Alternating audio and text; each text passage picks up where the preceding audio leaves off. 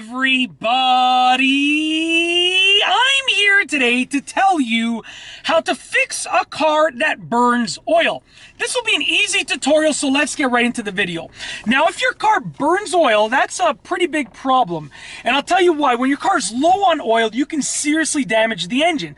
So if it's burning oil, it's going to be burning through some of that oil in there. Eventually, it will be low.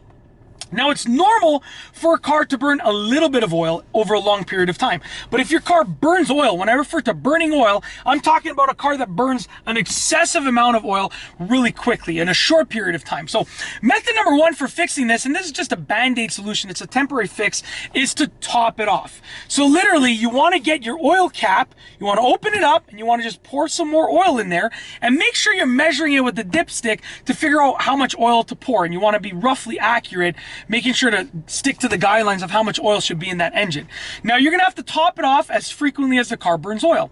My old car burned oil. I had to top it off like once every 3 to 4 weeks, but it was burning through the majority of the oil in the engine every 3 to 4 weeks.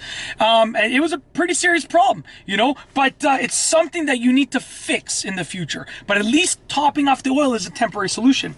Number two, okay, you might have to replace your PCV valve.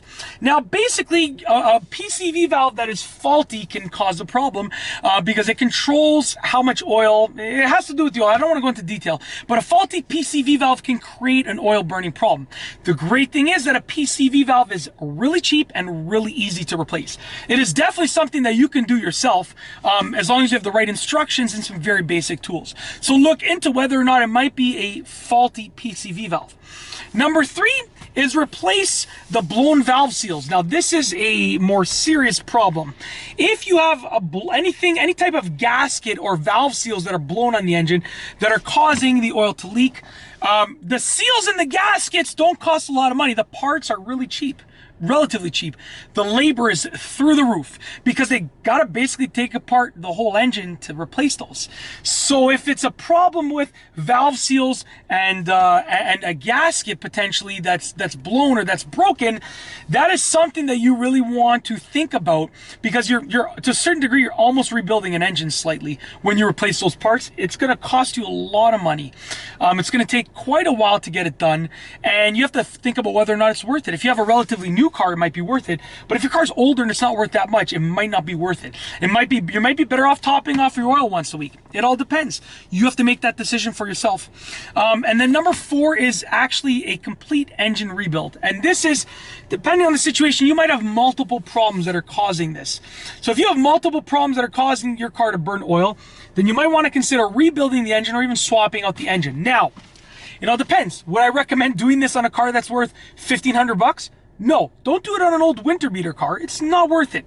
If your car is worth $50,000 and you might have to spend a couple $1,000s to rebuild the engine or swap it out, that might be worth it, especially if the car has sentimental value to you. So that's an option. It's definitely your last resort. I would not recommend going to that first, but it's definitely a last resort option. That's it. That is how to fix a car that burns oil. A simple tutorial with 4 solutions. I kind of went from the easiest ones, most temporary ones, to the most difficult and more expensive ones. So kind of follow the order. You want to look into maybe the first one first, the second one next, third, and then fourth, and so forth. That's it. If you like this video, please be sure to give it a thumbs up. Let me know what you think down below as a comment. And of course, be sure to subscribe for more great videos just like this one. And that's all I have for you today. Thanks for watching.